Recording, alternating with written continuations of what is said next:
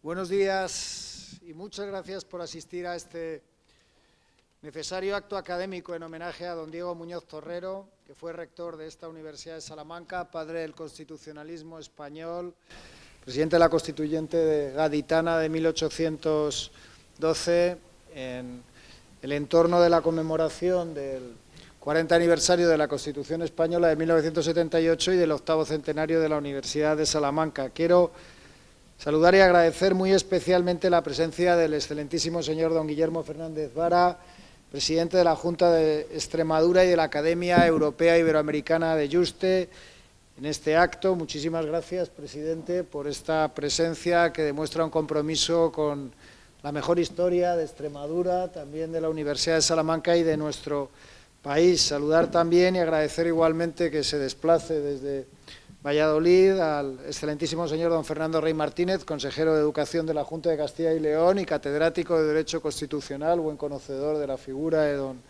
Diego Muñoz Torrero, de la presidenta de la Fundación Diego Muñoz Torrero, la ilustrísima señora Ana Belén Valls Muñoz, la alcaldesa de Cabeza del Buey, de don Marcelino Oreja, el excelentísimo señor don Marcelino Oreja Aguirre, miembro de la Academia Europea Iberoamericana de Yuste, alumni de la Universidad de Salamanca y ponente de hoy, y también en la mesa el vicerrector de Política Educativa y Participación Social, el profesor don Enrique Cabero Morán. Saludo también a la presidenta de la Asamblea de Extremadura, al director de la Academia Europea Iberoamericana de Yuste, a la señora concejala en representación del Ayuntamiento, a las autoridades militares y civiles presentes en el acto, a todos los profesores y profesoras de la Universidad de Salamanca y también a nuestros estudiantes de Cabeza del Buey que nos acompañan para homenajear a su paisano. Comenzamos el acto con una intervención, una conferencia sobre los valores de Europa, los que identifican también al homenajeado de hoy a cargo del excelentísimo señor don Marcelino Oreja Aguirre. Don Marcelino.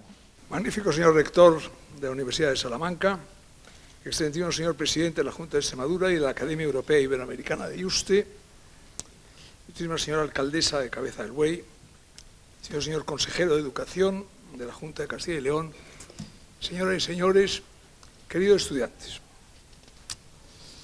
Les confieso la emoción que siento de encontrarme aquí y agradezco muy sinceramente al señor rector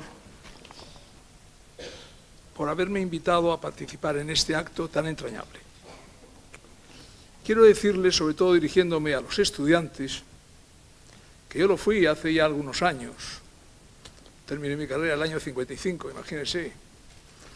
Pero en esta universidad sí quiero decirles que aprendí lo que significa el respeto de los derechos humanos, la libre comunicación entre los pueblos, el libre comercio, la obligación de cooperar entre las naciones frente al concepto de fuerza, y para ello la Escuela de Salamanca hizo emerger el derecho y la justicia y el ser humano como su destinatario final. Y aquí aprendí también lo que son los valores humanos y culturales y lo que representan, y que son el gran legado de esta universidad a Europa y al mundo entero. De ello tuvimos ocasión de ocuparnos en las jornadas celebradas este año en Yuste, en colaboración con la Academia Europea Iberoamericana y con la Universidad CEU San Pablo. Y me complace por ello saludar especialmente también al presidente de la Junta de Extremadura, don Guillermo Fernández Vara, que tanto nos ayudó en el desarrollo de aquella jornada. Y es motivo también de especial satisfacción la evocación de una figura como la de Muñoz Torrero, una figura que realmente la acercamos más gracias a estos hechos y a estos acontecimientos, y que fue, como saben muy bien, un diputado en las Cortes de Cádiz de 1812, y fue presidente de la comisión redactora de la Constitución, de la que fue una de las figuras más destacadas, y que murió defendiendo sus ideas liberales, encerrado en la Torre de San Julián hasta su muerte en 1829. Y fue una figura ejemplar a la que evocamos hoy con respeto y reconocimiento en este, precisamente, 40 aniversario de la Constitución española. he elegido el tema de valores europeos. Valores europeos en un momento, les confieso, después de haber recorrido varias instancias europeas en la Comisión y en el Consejo de Europa, pero este es un momento que yo siento de inquietud en una Europa que está marcada, en cierta forma, por el regreso de los nacionalismos en varios países y la crisis en diversas instituciones multilaterales. Estos valores se encuentran hoy a menudo cuestionados y amenazados. Y voy a comenzar enunciando un caso que seguí muy de cerca en su día, que fue el caso de Austria en el año 2000, aunque últimamente son muchas las situaciones que reaparecen y que exigen, por parte de las instituciones comunitarias, la máxima firmeza en la defensa de los valores europeos. El 9 de febrero del año 2000 se formó en Austria un gobierno de coalición entre el Partido Conservador y un llamado Partido Liberal, aunque no hacía honor realmente a su nombre, que supuso la entrada en el gobierno de esta alianza que se había distinguido por sus manifestaciones xenófobas y extremistas, lo que provocó una reacción de los Estados miembros de la Unión Europea y se creó una situación crítica tanto desde el punto de vista político como desde el punto de vista jurídico. Ante las actitudes del gobierno austriaco de coalición y al no existir una base jurídica suficiente en el artículo 7 del Tratado de Ámsterdam, 14 de los Estados miembros de la Unión optaron por imponer a ese país una serie de medidas diplomáticas de forma bilateral. Para facilitar el levantamiento del aislamiento diplomático a Austria, los Estados decidieron consultar al presidente del Tribunal Europeo de Derechos Humanos, que era un jurista suizo llamado Lucius Wilhaber, para que nombrara unas personas con experiencia internacional para elaborar un informe que debía presentar a la presidencia del Consejo sobre la situación austriaca. Las personas encargadas de redactar el informe, a mí me tocó por ser del sur, luego hubo una persona muy notable, el expresidente de Finlandia, que luego fue Premio Nobel de la Paz, y un catedrático de una universidad alemana. Lo hicimos apoyándonos en dos cuestiones. Les aseguro que yo creo que no he trabajado nunca tanto en un verano, estuvimos encerrados absolutamente. Yo tenía una referencia importante con un maestro y entrañable amigo que era Juan Antonio Carrillo Salcedo. Y estaba siempre al teléfono, su mujer estaba enfadadísima porque estaba todo el día al teléfono y la mía estaba todavía mucho más, porque realmente aquello había que formar algo que no sabíamos cómo y teníamos que avanzar. Pues bien, nos apoyamos en dos cuestiones fundamentalmente. Por una parte, en el grado de compromiso del gobierno austriaco con los valores comunes europeos, y en particular lo relativo a los derechos de las minorías, de los refugiados y de los inmigrantes. Y por otra parte, el análisis de la evolución de la naturaleza política de ese partido llamado liberal, era el FPÖ, el Freie Partei Österreich, que se había separado, sin duda, de las prácticas comunitarias. Este caso austriaco puso de manifiesto la necesidad de proceder a una reforma del tratado, a una reforma del artículo clave en eso, que es el artículo 7 del tratado, con recomendaciones sobre la introducción de procedimientos de prevención, de alerta rápida y de supervisión. A partir de esa revisión, el artículo 7 otorga a la Comisión una nueva competencia de control de los derechos fundamentales de la Unión, lo que permite descubrir los posibles riesgos que puedan producirse. Pasaron muchos años, aquello tuvo una solución aceptable, entró por el camino correcto el país, Austria, pero 16 años después de estos acontecimientos, los fantasmas volvieron a reaparecer. La adopción en Polonia de una polémica legislación sobre su sistema judicial, de alguna forma difuminaba la separación de poderes, abriendo una peligrosa vía autoritaria que hace entrar en conflicto fragrante con los valores europeos, lo que dio lugar a que la Comisión Europea iniciara un diálogo con el gobierno de ese país a partir del mes de enero del año 2016. El 29 de julio de 2017, la Comisión decidió dar un paso importante, fue la apertura de un procedimiento de infracción en relación con una ley sobre tribunales ordinarios de Polonia por sus disposiciones en materia de jubilación y por su repercusión en la independencia del Poder Judicial. Asimismo, la Comisión invocó por primera vez el procedimiento previsto en el artículo 7, apartado 1 del Tratado de la Unión Europea, al presentar una propuesta motivada de decisión del Consejo sobre la determinación de un riesgo inequívoco de violación grave del Estado de Derecho en Polonia. Se decidió habilitar al vicepresidente primero de la Comisión, Frans Timmermans, que yo creo que es el candidato del Partido Socialista ahora para las elecciones europeas, persona muy competente y que realmente fue un acierto la elección que hicieron en ese momento. ¿Para qué? Para iniciar el procedimiento de infracción con el envío de una carta de emplazamiento a Polonia por la ley del Tribunal Supremo de ese país. Ven ustedes, claro, hay que haber seguido un poco lo que ha sido la vida de la Unión Europea. Esto era un hecho casi, yo diría, revolucionario, es decir, que hubiera inmiscuirse, decían algunos, la Comisión en los Estados miembros, pero ese es el papel de la Comisión, y así lo hizo, y con gran acierto. Y por eso creo que reconforta conocer esa decisión histórica y de consecuencias políticas e institucionales imprevisibles adoptadas el 19 de octubre por el Tribunal Europeo de Justicia, que ha paralizado la reforma del Tribunal Supremo en Polonia, y la respuesta reciente del gobierno polaco, donde da una marcha atrás en su polémica reforma del Tribunal Supremo. Es decir, por consiguiente, hay unas medidas adoptadas y hay una reacción suficiente gracias a la presión que se ejerció por parte de la Comisión y por parte del Tribunal.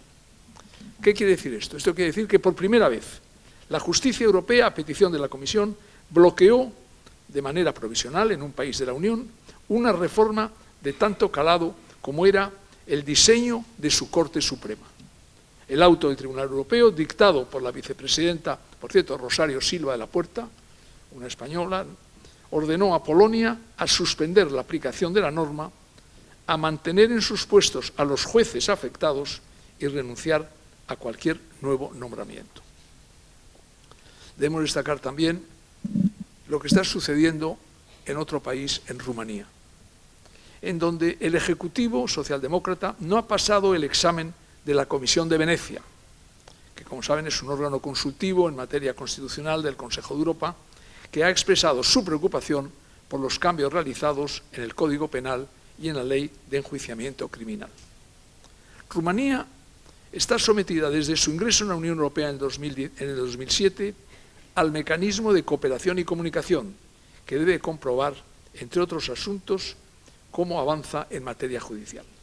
Sin embargo, desde hace un tiempo, los informes avisan de que ha habido un claro retroceso. En octubre pasado, el Parlamento convocó un referéndum para vetar constitucionalmente los matrimonios del mismo sexo, que fijan como umbral mínimo de participación un 30% del censo.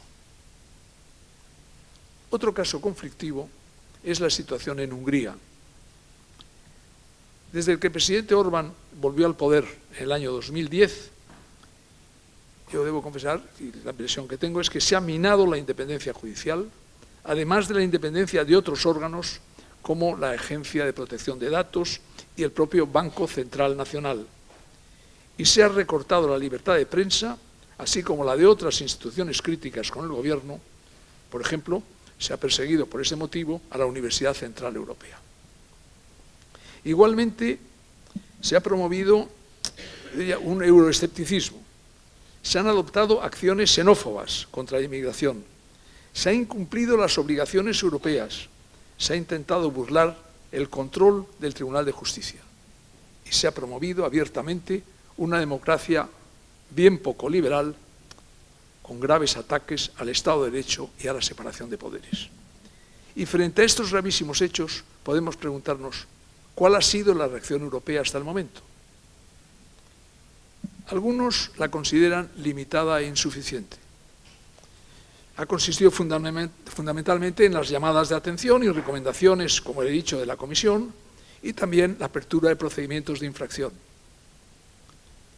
Pero todo ello no ha conseguido corregir suficientemente lo que yo llamaría un paulatino deterioro del Estado de Derecho, que es una preocupación que sentimos muchos, yo desde luego, y que sigue avanzando. Por tanto, tenemos que preguntarnos qué más se puede hacer, teniendo en cuenta, a partir de ahora, la reacción que ha de ser firme y las acciones tienen que ser más contundentes. Entre las posibilidades actuales yo mencionaría las siguientes. Hay muchas más, pero voy a hacer una selección de las que creo necesarias. Por una parte, la aplicación del mencionado artículo 7, párrafo 1, que establece un mecanismo preventivo para casos de riesgo claro de violación grave del Estado de Derecho. Y a este respecto, complace el giro del Partido Popular en el Parlamento Europeo, que ha votado, por fin mayoritariamente, en contra del presidente de Hungría, Orbán, dejando de protegerle, a pesar de que forma parte del mismo grupo parlamentario.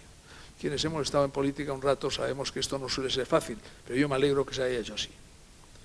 Ante graves atentados a los valores europeos hay que mostrar firmeza y hay que mostrar claridad. Y por eso es necesario aumentar la presión y exigir rectificaciones. Yo pienso que sería deseable explorar qué medidas pueden ser adoptadas para casos como los que hemos examinado, pero evidentemente no es tarea fácil. ¿Qué podría hacerse? En primer lugar, podría aplicarse el artículo 7, párrafo 2, que tiene un carácter correctivo e implica la constatación de violaciones graves y persistentes del Estado de Derecho. No es fácil. ¿Por qué? Porque esto requiere la unanimidad en el Consejo Europeo, por lo que es previsible que evidentemente los Estados afectados se apoyan mutuamente y utilizan su poder de veto para bloquear cualquier aprobación de correctivo. En segundo lugar, cabría también utilizar un procedimiento de infracción basado directamente en la violación del artículo 2 del Tratado. Y por último, cabría, y esto es importante, una posible congelación de los fondos estructurales para los Estados infractores. Evidentemente, lógicamente, los Estados tendrían que ser muy sensibles a esa medida. La ventaja de esta vía, además, es que no necesita unanimidad para su aprobación. Aún así, no será fácil conseguir la mayoría necesaria, dadas las posibles alianzas y apoyos mutuos para los países, entre otros los llamados del Grupo de Visegrado. Más allá de la grave situación acontecida en Polonia, en Hungría, yo debo reconocer también, y creo que estarán de acuerdo, que no se puede ignorar que hay otros países que también preocupan. El gobierno de Italia, yo realmente, que he estado tantas veces en Italia y que es un país que quiero mucho y que he conocido a muchos de sus líderes en otros años y que ayudaron tanto, algunos sobre todo en nuestro proceso último para la adhesión a las instituciones europeas, que también liderada fue por el presidente del gobierno, Felipe González, y que realmente tenía dos apoyos, Italia y Alemania. Y sin embargo, en este momento vemos que hay algo que está sucediendo en Italia, que no sé exactamente lo que es, pero es muy preocupante. Y realmente, ante un reiterado incumplimiento, la Comisión ha decidido proponer el inicio de un proceso sancionador a Italia que no tiene precedentes. Y lo hace por déficit excesivo. Y por otro lado, en las elecciones celebradas en Suecia, Suecia siempre ha sido, yo me acuerdo que en la época de transición era un modelo de lo que significaba un país democrático. Sin embargo, se ha puesto de manifiesto que cada vez más partidos populistas pasan de la marginalidad a marcar la agenda de Europa, igual que sucedió en el pasado en los Países Bajos, también en Francia, Alemania, en Austria e Italia. La intervención del presidente de la Comisión en el último debate sobre el Estado de la Unión se ha centrado acertadamente, y merece la pena leerlo, en la Europa que protege, que es también el tema escogido por el canciller austriaco para la presidencia temporal de la Unión. Como ha puesto de relieve el líder de los liberales en la Eurocámara, Guy Verhofstadt, dice: no podemos ser complacientes ante el auge de la extrema derecha populista, refiriéndose a la FPÖ en Austria, la derecha finlandesa o la Liga italiana.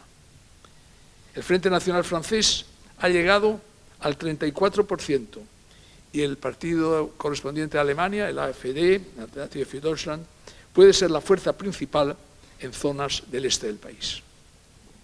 En Dinamarca es el 20%.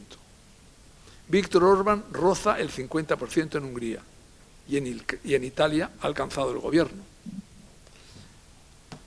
la Unión Europea tiene que prepararse para una campaña, yo diría casi agresiva a los partidos populistas. En suma, estamos atravesando por una presencia generalizada de estos partidos populistas en Europa. Todos ellos han articulado un discurso con el rechazo no solo de los inmigrantes, sino de los refugiados, personas que dejan sus países porque sus vidas están en serio peligro. El panorama, yo les confieso, es preocupante. Preocupante ante las próximas elecciones europeas, que son enseguida en el mes de mayo. Recordemos, y esto hay que decirlo muchas veces, que la Unión Europea es una unión de democracias liberales que comparten valores civiles irrenunciables. El peligro no está solamente en casos aislados, como esos demócratas suecos que contaminan la política de su país. Lo que me preocupa es que, sumados a formaciones como la Liga de Matteo Salvini en Italia, Alternativa para Alemania o el Partido de la Libertad de Austria, pervierten la idea central de la construcción europea. En las elecciones europeas de 2014, populares, socialistas y liberales lograron el 61% de los escaños. Ahora, los partidos de ese establishment europeo podrían quedar solo ligeramente por encima de la mayoría absoluta. Con un tercio de los escaños, los eurófobos podrían protegerse a sí mismos de las sanciones que en virtud del artículo 7 se dispone a imponer a Hungría. Sin embargo, voy a ir concluyendo, no quisiera acabar con una visión pesimista sobre la Unión Europea. Yo me he sentido europeísta siempre, he tenido la suerte de colaborar en su día, realmente tengo un gran recuerdo de lo que era que entonces. La Comisión en estos últimos meses está impulsando, yo creo correctamente, una política convirtiendo el polémico control de la migración irregular en una competencia europea. Durante años hablamos de la Unión Europea como comunidad de valores. Eso es lo que pensábamos en los años 70, muchos de los españoles, que sentíamos favorables a una rápida adhesión a las instituciones europeas. Después de las primeras elecciones, de 15 de junio de 1977, el paso primero que se dio fue el de solicitar la adhesión a las comunidades europeas. Hubo una entrevista que antes de aquel primer Consejo de Ministros celebró el presidente del Gobierno, Adolfo Suárez, con el presidente del partido, con el secretario general del Partido Socialista, el Partido Comunista, con partidos regionales, y se acordó que se solicitara inmediatamente la petición de apertura. Y yo tuve la oportunidad, unos días después, de encontrarme en Bruselas y solicitar aquella apertura de negociaciones, que fue recibida con gran júbilo hasta que comenzaron las negociaciones y entonces empezaron los problemas.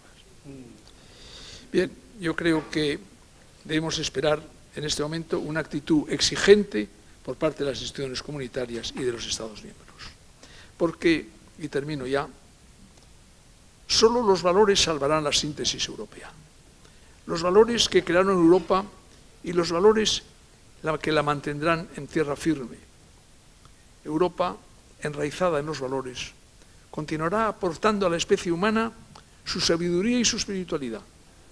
Por eso, esforcémonos por transmitir una cultura de valores que se oponga al relativismo posmoderno y al posibilismo oportunista. Soñemos con un mundo no basado solamente en los avances técnicos tan importantes y en las revoluciones científicas, sino en el comportamiento ético de las personas, en el hallazgo del camino verdadero en pos de un horizonte común. Y hagámoslo por la senda de los principios, por el logro y valiente sendero de los valores que configuran la Europa de la globalización. Necesitamos más que nunca una Europa unida, una Europa con dimensión social y productora de quienes promueven la adhesión incondicional al proyecto europeo. Si no podemos contar con la colaboración militar de Estados Unidos, debemos de desarrollar unas capacidades estratégicas europeas, como ha propuesto recientemente la señora Merkel, que desgraciadamente se nos va. Y hemos de construir sociedades abiertas y cohesionadas. La Unión Europea debe demostrar a sus ciudadanos que puede protegerlos mejor y crear más oportunidades que el repliegue nacionalista y la economía cerrada. Por eso hay que ser fuertes, y la fuerza solo puede venir de la Unión y en clave federal, aceptando el proceso de integración de los Estados. A ti también se conseguirá salvar los valores comunes europeos. Muchas gracias.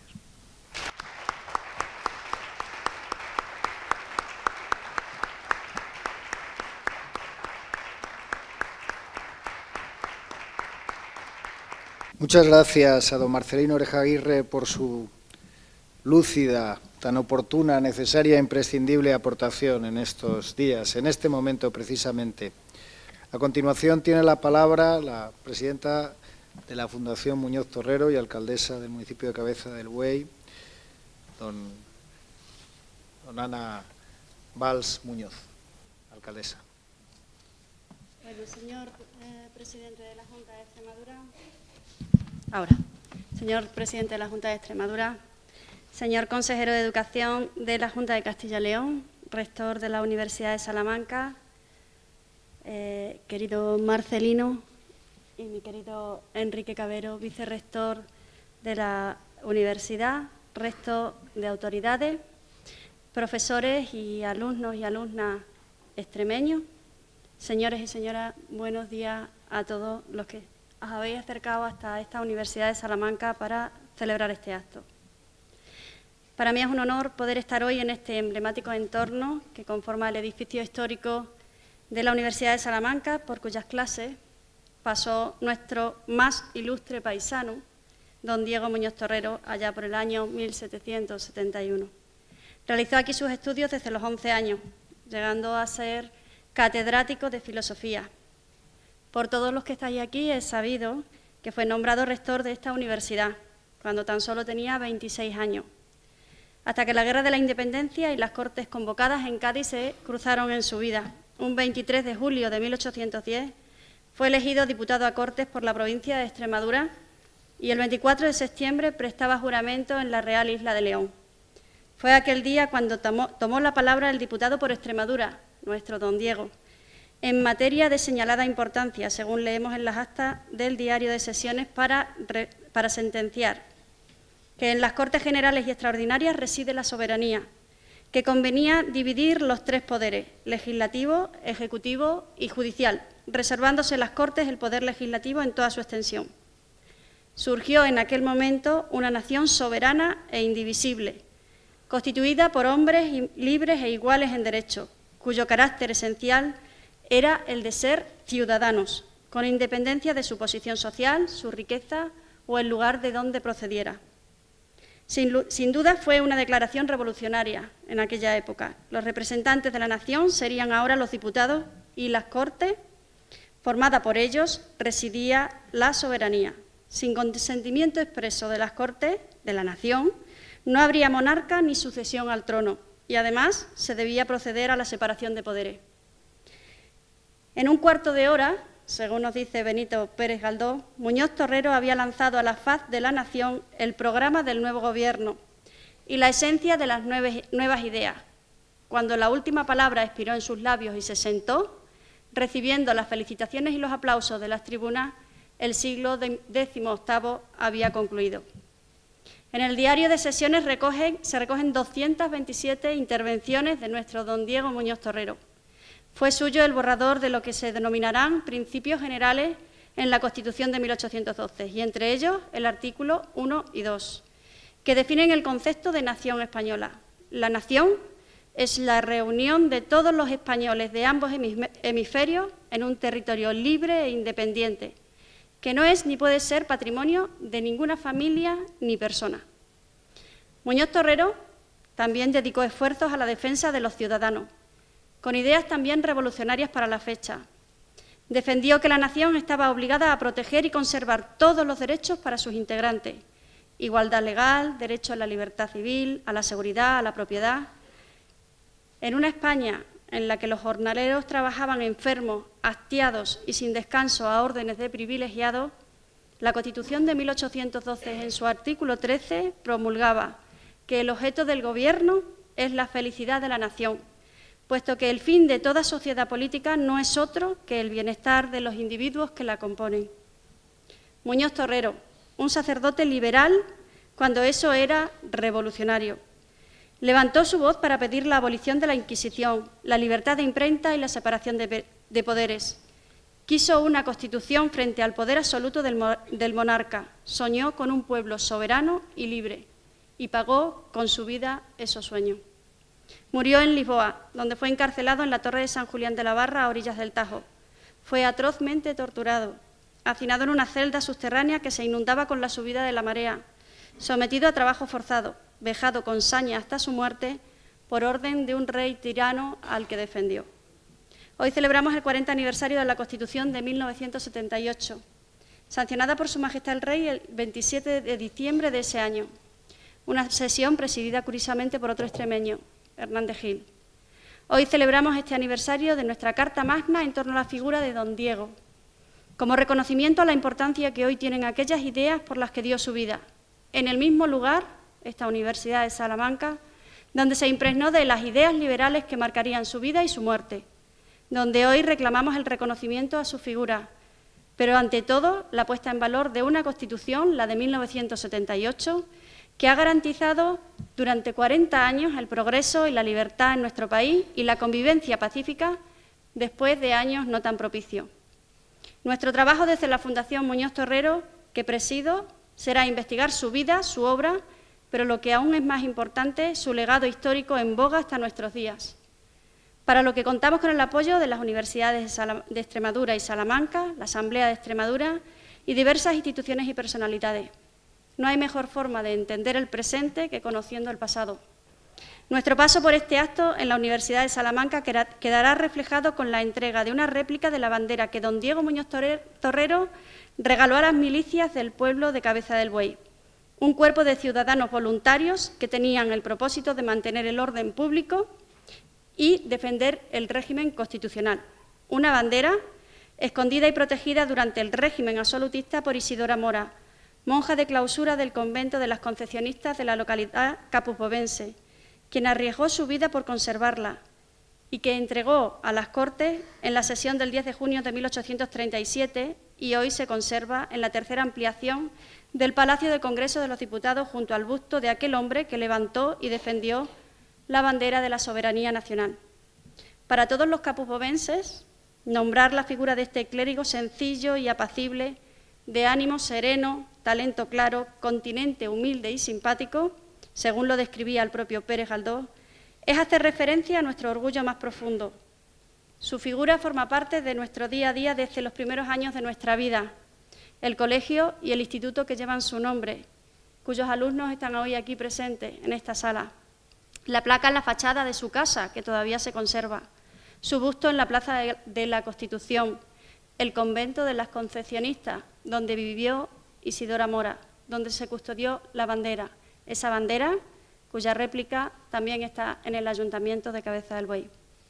Todos ellos son referentes históricos que nos unen a la figura del ilustre patricio y nos recuerdan su vida, su obra y sus valores, algunos de ellos universales en espacio y tiempo y, por tanto, de plena actualidad.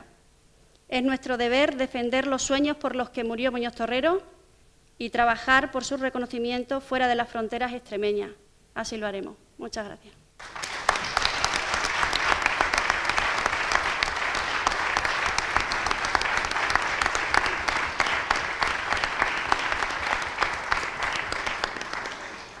Muchas gracias, alcaldesa y presidenta de la Fundación Muñoz Torrero. En correspondencia a la entrega de la bandera de don Diego, la Universidad de Salamanca entrega a la Fundación del Ayuntamiento una reproducción de su nombramiento como rector.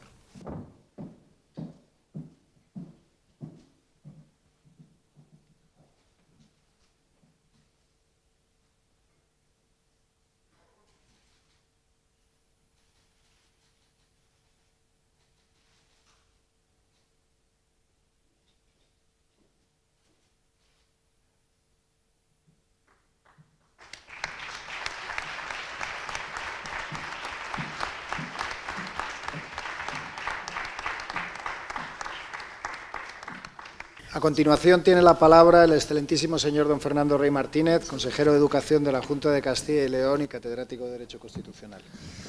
Pues muchísimas gracias, querido rector. Un saludo muy cordial a usted, que representa a la universidad en este 8º centenario y que es nuestro anfitrión. Quiero saludar, por supuesto, al presidente de Extremadura, don Guillermo Fernández Vara, admirado político, a don Marcelino, que es un auténtico maestro, un humanista y además un producto salmantino, a las autoridades de la comunidad hermana de Extremadura, la presidenta del Parlamento, señora alcaldesa, un honor tenerles aquí en Castilla y León. Les transmito el saludo de mi presidente, nuestro presidente. La verdad es que este acto que estamos celebrando es un acto de una trascendencia no solo local, no solo interautonómica, sino nacional. Es un acto de un profundísimo significado. Los españoles no somos muy dados a reconocer a los grandes, tenemos mejor memoria para recordar lo malo, ¿no? Y obstinarnos, empecinarnos y fustigarnos con los hechos negativos que en la vida política han sido muchos, la verdad, no podemos olvidarlo, porque ciertamente, así como España tiene una brillantísima historia cultural, tiene una triste y agitada vida política. Pero no obstante lo cual, han destacado personalidades que en su momento fueron capaces de enseñarnos el camino a todos, ¿no? Como es el caso de don Diego Muñoz Torrero, ¿no? Pero quería destacar ahora la conexión en primer lugar, de Extremadura con la Universidad de Salamanca. Ya en la propia fundación de esta universidad, como saben, el rey leonés que funda la Universidad de Salamanca, Alfonso IX, emulando lo que había hecho su primo, con el que mantenía una relación bastante neurótica y muy interesante. Es una pena no poder hacer una serie de... Si fuéramos ingleses, la relación entre Alfonso VIII de Castilla y su primo Alfonso IX es maravillosa, ¿eh? Total, entre otras cosas, Alfonso IX crea aquí una universidad para no tener que enviar a su hijo a la Universidad de Castilla, que estaba en Palencia, a la sazón. Por cierto, un rey leonés, o sea, en ese sentido, la Universidad de Salamanca es una universidad leonesa, de origen, pero como nosotros, de un rey leonés que no le gustaba nada León, por cierto, y que había nacido en Zamora y que pasaba la mayor parte del tiempo en Galicia, pero que conquistó Extremadura. Ya desde el mismo origen, ¿no? El mismo rey que da, las Cortes de Castilla y León, al principio más bien se la arrancan, que crea la Universidad de Salamanca, es el que conquista en su día a los musulmanes Extremadura, por más que ahora los españoles nos sentimos hijos de los cristianos, hijos de los musulmanes y a saber hijos de quién, ¿no? Esa es una cuestión a veces muy oscura, me refiero a las generaciones anteriores, muy anteriores a la nuestra. Pero el hecho es que ya desde la misma fundación Salamanca, la universidad está muy vinculada a Extremadura y de hecho si vemos las cifras de alumnos extremeños que cursan sus estudios en Salamanca, que han cursado esta propia vinculación de Muñoz Torrero, tenemos que concluir necesariamente que Salamanca es, por supuesto, es una universidad española, es el orgullo de Castilla y León, porque, como muchas veces digo, es la marca global más reconocible de toda Castilla y León. Uno va a América Latina, va a cualquier lado y dice, yo soy consejero de la Junta. Y me dicen, ¿consejero de qué? ¿Qué dice usted? Aparte que consejero, ¿usted qué consejos? Efectivamente, yo les digo, yo de consejos que nadie sigue, ¿no? Pero bueno, me cuesta mucho explicar, pero enseguida dice, pero en mi comunidad está la Universidad de Salamanca. Ya está, todo entendido. Bueno, usted es el de Salamanca, muy bien, sí. Y ya comprendió, es la marca global. Posiblemente los vinos de la Ribera, si llevaran una marca reconocible, que no fuera por la Ribera es un poco innominado, ¿no? También sería la segunda marca. Pero bueno, el caso es que es un orgullo que la Universidad de Salamanca esté en Castilla y León, pero es una universidad española, mundial, iberoamericana. Es también una universidad extremeña, es la universidad extremeña fuera de Extremadura, porque los alumnos, sobre todo de Cáceres, de todo el entorno cacereño, vienen aquí a hacer los estudios y esto para nosotros es un enorme motivo de alegría, ¿no? Porque los lazos entre Extremadura y Salamanca en particular son extraordinarios, son largos, son fecundos. Y tenemos el ejemplo en don Diego Muñoz Torrero, que no es precisamente de Cáceres, es más bien del entorno de Badajoz, pero que efectivamente estudió aquí, hizo los estudios de lo que se llamaban entonces las escuelas menores, filosofía era algo menor, los estudios mayores eran la teología, por supuesto, la reina de las ciencias, la teología, los cánones y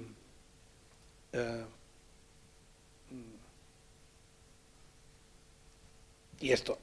Eran las escuelas, los estudios mayores, Y los estudios menores eran la medicina y la filosofía.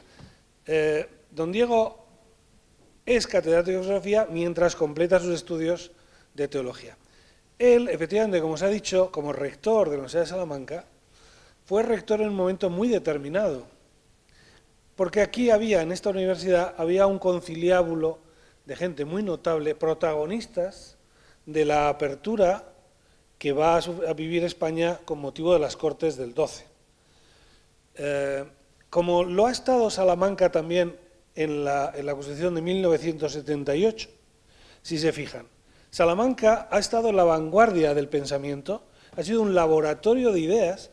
En el año 78 ha habido personas clave que han sido estudiantes o profesores, entre ellos don Marcelino, que es un actor clave de la transición. Pero, cómo no recordar, hace poco lo hacíamos, la semana pasada, todavía aquí, ya es una pena, no toca hablar de la Constitución hasta el año que viene, ya parezco que estoy un poco desfasado, pero bueno, por lo menos una vez al año se habla de la Constitución. Pero bueno, la semana pasada hablábamos de la Constitución, permitidme esta insensatez. Tierno Galván, una persona muy relevante también, a mí me gusta mucho, que es don Francisco Tomás y Valiente. Pero bueno, todo el entorno también de Raúl Morodo, Pedro de Vega, autores intelectuales, ¿no? Pero es que en el siglo, comienzos del XIX, había aquí un grupo, y finales del XVIII, un grupo también de intrigantes liberales. Y hago aquí un pequeño inciso, la palabra liberal en ese momento tenía un significado ético, no económico, como muy bien ha dicho la alcaldesa, liberales revolucionarios. En realidad eran las personas que estaban abriendo nuestro país, pese a que el siglo XVIII no fue muy malo con los Borbones, hubo intentos modernizadores, pero estaba cerrado. Entre otras cosas, no se podían leer libros extranjeros, se exigía la censura previa. Muñoz Torrero es uno de los que abren, los que luchan por lo que en la época se llamaba la libertad de imprenta, que equivale a lo que es hoy la libertad de expresión o las libertades comunicativas en general, ¿no? Y ahí, en ese grupo, estaba Ramón de Salas, que es el primer constitucionalista español, el primer tratadista, y otros. No andaba muy lejos don José Cadalso, era mayor. A este grupo lo llamaban los jansenistas, ¿no? Por eso yo reto a la Universidad de Salamanca, aquí presente el rector y miembros conspicuos del claustro, a que creen también. En este momento necesitamos pensar en el futuro. Nosotros en el sistema universitario está de moda, no sé si ustedes lo saben, lo que llaman las aulas del futuro, las aulas educativas del futuro, que ya incluso desde el punto de vista arquitectónico son otra cosa. Pues necesitamos pensar también en la sociedad política del futuro, porque vivimos un momento, como muy bien decía don Marcelino, de perplejidad, de inquietud y de desorientación. Pensad, para nosotros los españoles, que en realidad llegamos a la democracia de la mano de Europa, porque queríamos parecernos a Europa y no a África, y de repente ahora lo que llega de Europa es un viento gélido, que estremece, ¿no? Esto, qué desorientación profunda, porque nuestros modelos, pese a todo, no es que se cuestionen radicalmente, pero sí se oscurecen, nos empañan, ¿no? Y Europa, efectivamente, ya en la época de Muñoz Torrero, ¿qué es Muñoz Torrero? ¿Qué trae en las Cortes y aquí? Pues trae libertades, o sea, un profundo compromiso con la dignidad de cada persona.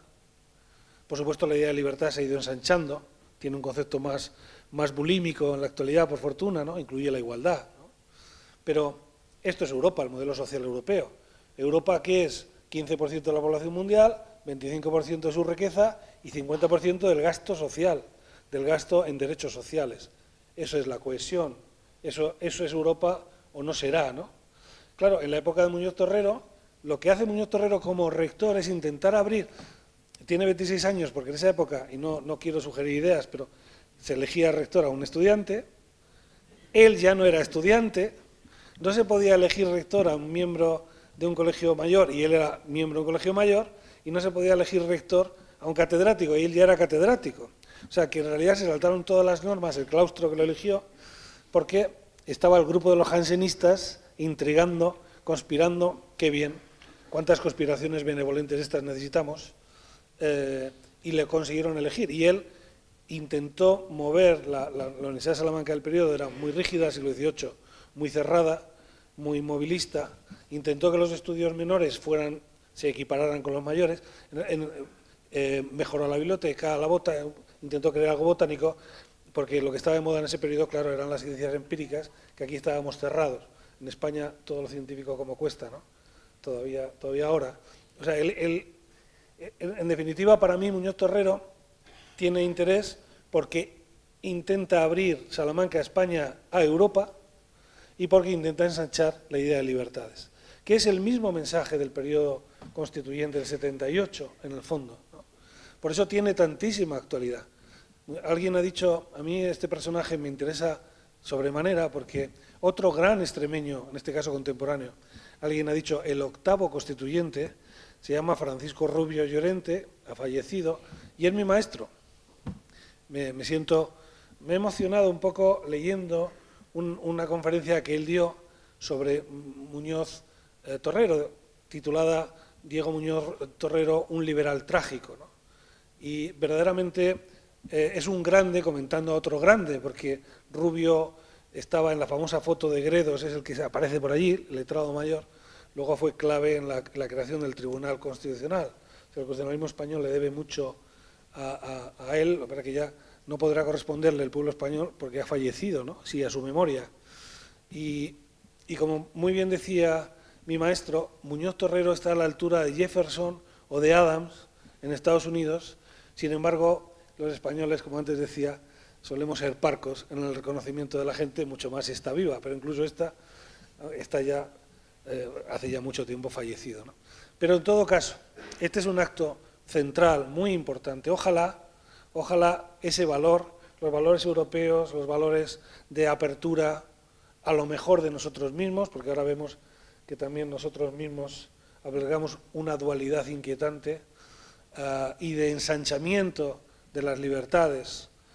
Había que tener valor para pedir la soberanía nacional en su momento, tanto valor como que dio la vida por difundir esas ideas. Ya Fernando VII se había quedado con su cara, tuvieron un encuentro en el que Fernando VII ni siquiera bajó de su carruaje, ya se quedó con la cara de Muñoz, con la matrícula, y realmente le persiguió obstinadamente hasta que finalmente fue muerto, y además con tortura, porque le desnucaron en una escalera, le pasaron de la mazmorra de las mareas a una tercera planta, pero murió desnucado en la escalera en circunstancias dramáticas no esclarecidas. En fin, así que animo sobre todo también a los jóvenes que estéis aquí presentes a que la influencia de personas como Muñoz Torrero no se pierda, porque en el fondo ellos nos están pidiendo a cada generación que saquemos nuestra mejor versión. Por desgracia no es lo que está predominando ahora a simple vista, pero sin duda esto es una lección enorme. Quiero felicitar a la representación extremeña, es un extremeño universal, es un orgullo para todos. Me felicito también de las relaciones con la Universidad de Salamanca y de Salamanca con Extremadura, y a todos les transmito mi saludo más cordial en esta mañana. Muchísimas gracias.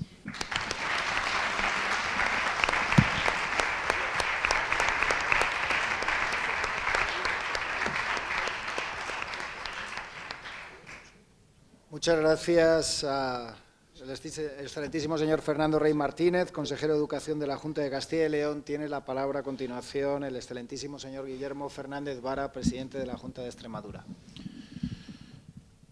Muy bien, con tu venia, querido rector, querido consejero, don Marcelino, querida Ana, querido vicerrector, amigos y amigas.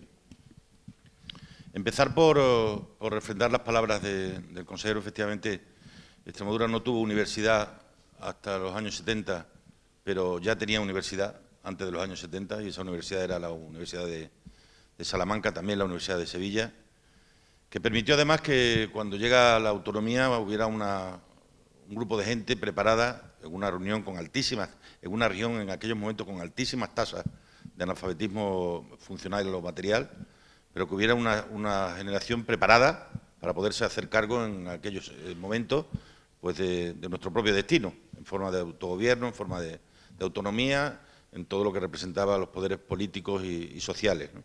Por eso siempre tenemos una enorme simpatía a Salamanca, y el arreglo de la autovía de La Plata fue una magnífica noticia, porque nos pone a 1 hora de camino de Plasencia y a 1 hora y 3/4 de de Mérida. Como hice en los actos anteriores que hemos tenido este año de recuerdo de Muñoz Torrero, yo quiero acordarme de su madre. No se llamaba Diego Muñoz Torrero solamente, se llamaba Diego Muñoz Torrero y Ramírez Moyano.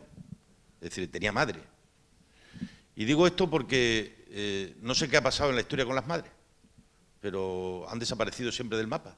Los apellidos se han ido quedando por el camino y las madres han ido desapareciendo de la historia. Y uno lee los libros de historia y se habla de los padres, pero no de las madres, que es la que lo tuvo a don Diego Muñoz Torrero 9 meses en la tripita, enganchado a través del cordón umbilical, ¿no? Digo esto porque no hay palabra más hermosa que la de madre. De hecho, cuando le pones política detrás es suegra, con lo cual es mejor quitársela y quedarse con lo que significa y representan las madres en la vida de estos grandes hombres.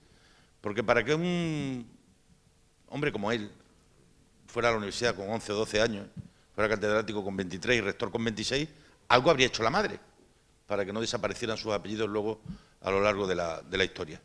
Valga esto también para poner en valor y aprovechando para poner de manifiesto la importancia que tiene la mujer, no solo en la sociedad de hoy, sino que sigue existiendo la posibilidad de conciliar la vida familiar y la vida laboral con tantísima dificultad. Don Diego Muñoz Torrero hablaba de cosas en los inicios del siglo XIX que 2 siglos después se siguen hablando de las mismas. Uno lee los discursos de aquellas cortes, lee La España invertebrada de Ortega y pone el telediario a mediodía ahora y se ve que en 200 años seguimos discutiendo de las mismas cosas. Probablemente una de nuestras características más acusadas es la de no haber sido capaces de resolver determinados debates que periódicamente se vuelven a reabrir.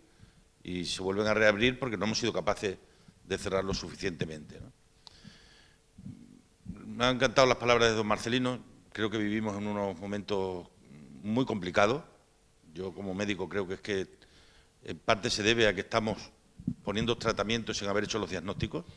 Y cuando tú tratas una enfermedad y das antibióticos, si es una bacteria, la curas. Si no es una bacteria, genera resistencia y acabará no haciéndole nada cuando lo tengas que utilizar, ¿no? Por esa razón yo creo que bien haríamos en aproximarnos a gente que sea capaz de hacer buenos diagnósticos. Y es imposible hacer buenos diagnósticos en 140 caracteres. Imposible. Te puedes comunicar, pero hacer diagnósticos no. Y vivimos un tiempo político en el que se hacen diagnósticos en 140 caracteres todos los días. Y la comunicación se ha simplificado tanto que lo sencillo se ha convertido en lo necio. Y eso es, yo creo, algo que tendríamos que hacernoslo mirar. Yo tengo mi propio diagnóstico. Hemos tardado mucho tiempo en convertir al individuo en ciudadano y muy poco tiempo en convertir al ciudadano en individuo. Y la base fundamental de todo lo que está ocurriendo es que estamos conformando una sociedad de individuos.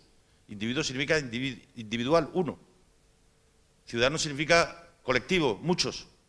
Y los proyectos de las sociedades, cuando se convierten los ciudadanos en individuos, como está ocurriendo, tienen profundos intereses detrás. Nada es casualidad. Europa tiene amigos y tiene enemigos. Y los enemigos de Europa financian la individualización de los europeos, porque solos somos menos y juntos somos más. Y hay gente interesada en que el proyecto europeo fracase. Y para ello no hay más que decirle a cada uno lo que quiere oír, que es lo que están haciendo los populismos. Los populismos tienen una estrategia muy sencilla: es coger al individuo, sacarlo del conjunto de la sociedad, no hablarle de deberes y de derechos, sino solo de lo que quiera oír. Y le gusta más a la gente oír que te regalen el oído diciendo lo que te gusta oír, que diciéndote que tú eres un hombre o una mujer sujeto de derechos, pero que los derechos no se sustentan si no hay deberes, cumplimientos, obligaciones. Las sociedades más prósperas son aquellas en las que hay obligaciones y derechos, no solo derechos sin obligaciones, ¿no? Y esa es la razón por la que se ha utilizado un instrumento extraordinariamente útil y bueno para el desarrollo, como son las tecnologías, para convertir al ciudadano en individuo. Se han sectorizado enormemente los mensajes, se han individualizado los mensajes, se le dice a cada uno lo que quiere oír, sobre todo contra y no a favor. Porque uno ve los mensajes de los populismos siempre son contra alguien, pero nunca te dice, oye, ¿usted qué tiene pensado hacer con mi vida? ¿Qué tiene pensado hacer con nuestra vida? No, hay que estar contra esto y contra aquello, pero no sin proyecto propio. Son proyectos sin proyecto propio, sin un proyecto definido, capaz de entender lo que nos está ocurriendo. Y uno ve y analiza la historia y dice, ¿quién es nuestro Paco Rubio Llorente de ahora? ¿Quién es nuestro Paco Tomás y Valiente de ahora? ¿Quién es nuestro Muñoz Torrero de ahora? Es decir, quizás hemos sido incapaces de poner en valor las esencias de lo que realmente convirtió a este país en un gran país, que no fue solo el ponernos de acuerdo en una Constitución, no, fue sentarnos a hablar, cosa que ahora es imposible. Y si los líderes políticos españoles fueran capaces de sentarse a hablar, descubrirían que hay muchas más cosas que les unen que las que les separan, pero de eso no interesa hablar. No va a ser que la gente nos confunda y crea que realmente estamos aquí para construir un mundo mejor o un proyecto de felicidad, como decía la Constitución de 1912. Estamos aquí para estar en contra de... Estamos aquí para quitar a fulanito de este sitio, para echar a unos de un sitio, echar a otros del otro lado. Un lenguaje absolutamente pobre, carente de cualquier profundidad y, desde luego, de cualquier sentido, encaminado a convertir lo importante en accesorio. Y la política es muy importante. No puede ser nunca accesoria. Y esto, amigos y amigas, es algo que deberíamos de hacérnoslo mirar como país, y la universidad tiene una enorme responsabilidad en la formación intelectual de nuestros jóvenes, de nuestros chicos y de nuestras chicas. España será lo que quiera su universidad que sea. O dicho de otra manera, tengamos en cuenta que será España lo que quiera que sea su universidad, con lo cual cuidemos a la universidad. No puede haber una universidad en cada chiringuito, no puede haber una universidad en cada pueblo, ni puede haber una universidad en cada aldea, porque eso será una academia expedidora de títulos, pero no, eso no es universidad. Universidad es creación de espíritus libres y críticos, creación de ciudadanos. Y si no somos capaces de que los individuos retornen de nuevo a ciudadanos, estaremos queriéndole buscar explicación a los problemas y no se la vamos a encontrar, porque los problemas están en que la sociedad se está llenando de gente que solo piensa en su ombligo y que no participan de un proyecto común. Y una nación, una patria, es un proyecto común, compartido, que no se puede discutir cada determinados años porque alguien lo quiere hacer.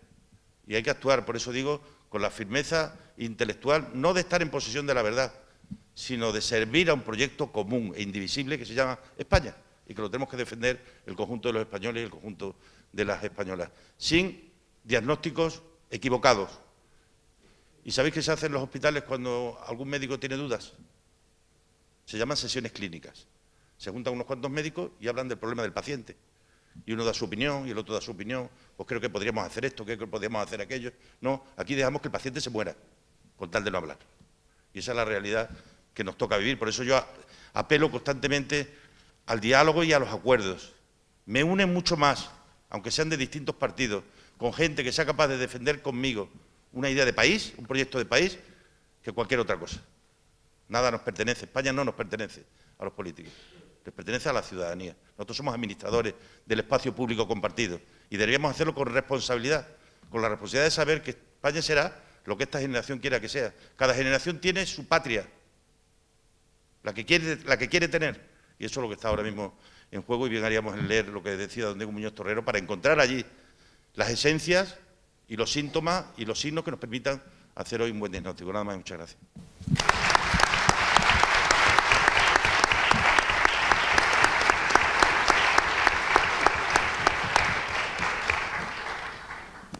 Muchas gracias al excelentísimo señor Guillermo Fernández Vara, presidente de la Junta de Extremadura y de la Academia Europea Iberoamericana de Yuste. También de nuevo al excelentísimo señor don Fernando Rey, consejero de Educación de la Junta de Castilla y León, a la presidenta de la Fundación Muñoz Torrero y alcaldesa de Cabeza del Buey, al excelentísimo señor don Marcelino Oreja,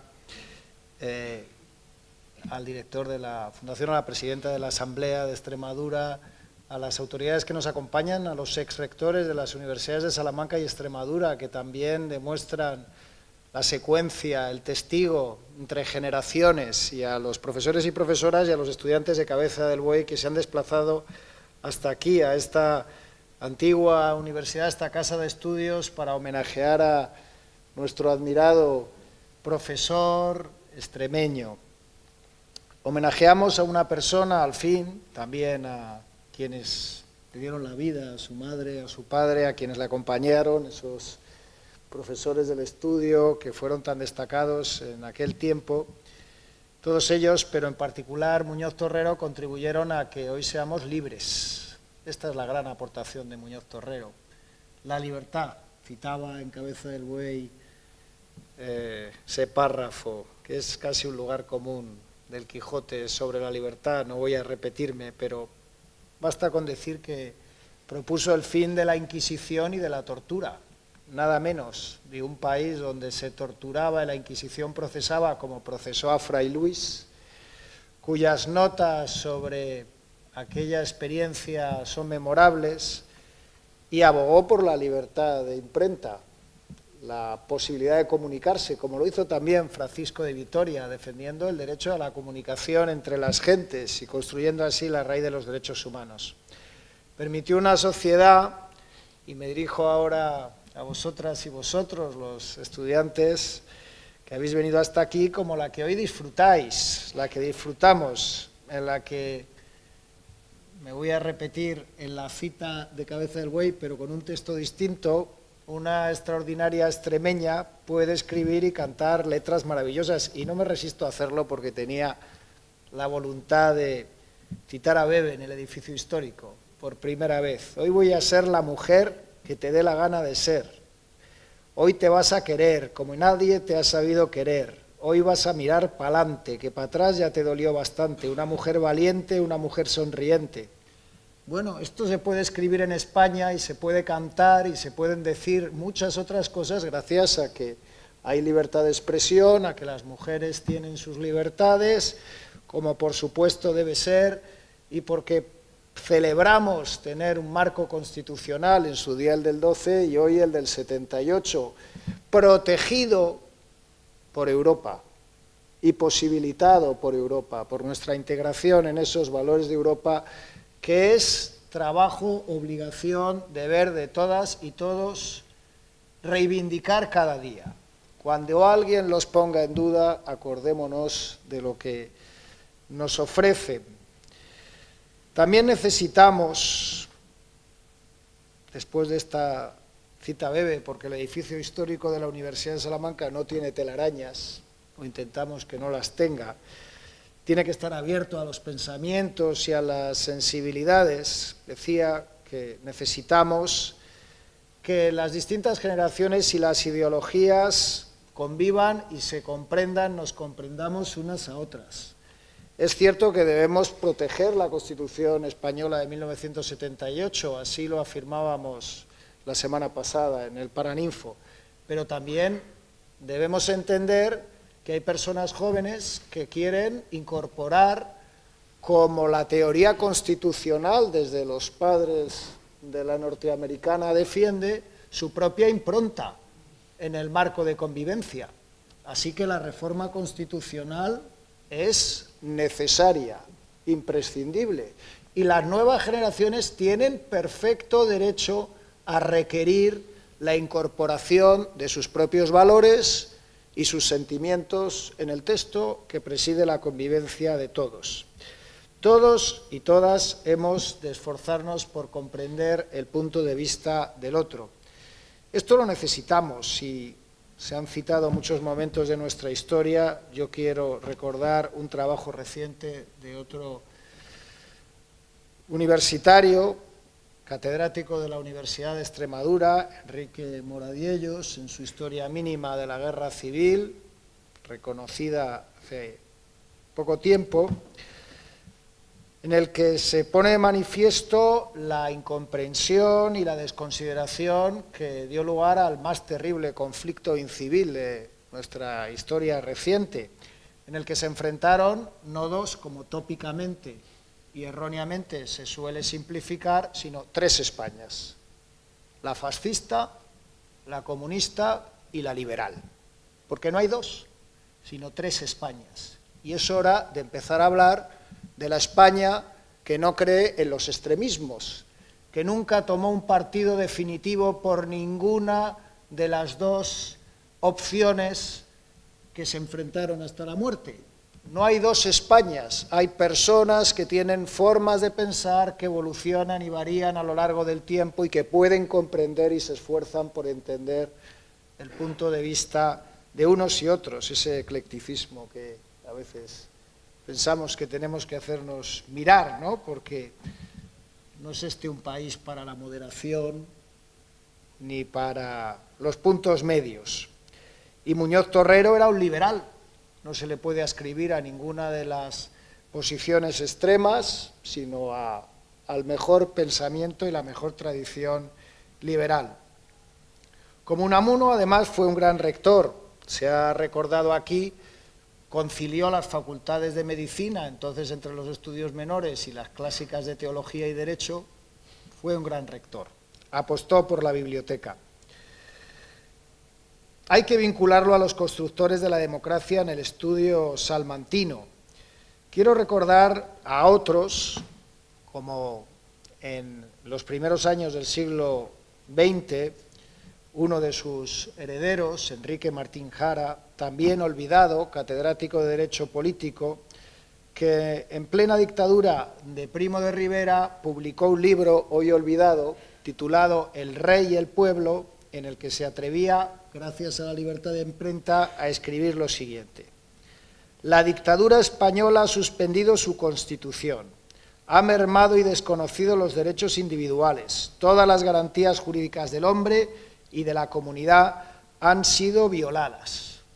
Y esto lo escribía cuando Unamuno estaba desterrado. Es el 12, es el 78, es el 36, es el 19, siempre Salamanca. Unamuno, como Martín Jara, como Fray Luis de León, como Francisco de Vitoria, creían en la soberanía popular y en los derechos y libertades. Y tenemos que recordar a estas personas que defendieron lo que hoy nos hace libres, pero también tenemos que recordar, y creo que es hora de señalar los antiejemplos, y forma parte de esa formación en valores que ha reivindicado don Marcelino, es el momento, digo, de recordar a quienes nunca debemos homenajear, y es, por ejemplo, la figura de Fernando VII, del Deseado. En una reciente biografía elaborada por Emilio Laparra, se recuerdan los rasgos característicos de la personalidad de un monarca que no tenemos en el Paraninfo. Está en un aula menor, y no por casualidad. Y decía sobre este monarca, en la descripción, la caracterización de su persona, que los rasgos característicos eran el disimulo, la desconfianza, la crueldad y el espíritu vengativo. Y todo ello se proyectó sobre Muñoz Torrero. Así se explica el encarcelamiento, la tortura y la muerte. Y cita también a Napoleón, quien describió lúcidamente a El Deseado. Es indiferente a todo, muy material, come 4 veces al día. Bueno, parece que Napoleón era frugal y esto le parecía algo negativo. Y no tiene idea de nada. Este fue el hombre que acabó con Muñoz Torrero. Añadía Napoleón, es muy estúpido y muy mezquino. Ese hombre estúpido y mezquino ordenó la tortura y el sufrimiento de Muñoz Torrero. Ya se ha dicho que fue torturado, físicamente, castigado con terribles dolores y castigos, primero en la torre de San Julián de la Barra, que se llenaba de agua, dejando solo libre en las horas de la marea creciente una tarima que servía a la víctima de cama y refugio, y después de una primera apoplejía, obligándole a bajar a un pozo donde le tiraban piedras, diciéndole por vía de mofa que buscara en el fondo la libertad que tanto ansiaba. Esta es la crueldad. Tras una segunda apoplejía se ordenó se le atara una soga a los pies y le bajaron arrastrándole por una escalera de 34 peldaños de madera, en cada uno de los cuales fue dándose un golpe en la cabeza. Al menos cuando torturaron a Fray Luis, la Inquisición dijo que se le torturara poquito, porque su salud estaba quebrada. No tuvieron la misma compasión con Muñoz Torrero. Muchos profesores de la Universidad de Salamanca se opondrían después con sus obras a la tortura, no es casual. Dorado Montero, Antón Oneca, Tierno Galván o Tomás y Valiente, que escribió una memorable historia de la tortura en España, conscientes de las potenciales represalias contra la libertad del pensamiento. Ellos también se la jugaban, como se la jugó Muñoz Torrero. Agradezcamos, pues, hoy a quienes nos permiten disfrutar de un régimen de derechos y libertades, de soberanía popular, de respeto que hemos de proteger de todos los puntos de vista, incluso de aquellos que no compartimos porque nos parecen muy discutibles, pero solo demostrando que los respetamos nos reafirmaremos como verdaderos liberales. La argumentación que propicia la libertad es clave para el entendimiento entre las personas, la concordia de la Constitución de Cádiz y de la española de 1978. En el agradecimiento al insigne hijo de Cabeza del Buey de Extremadura, creemos y afirmamos aquí en la Universidad de Salamanca que solo una educación liberal favorece el desarrollo de las cualidades de carácter en mujeres y hombres para el impulso civilizador que en Europa, en el mundo, en España, requieren las sociedades democráticas. Así que, rector Diego Muñoz Torrero, Vítor.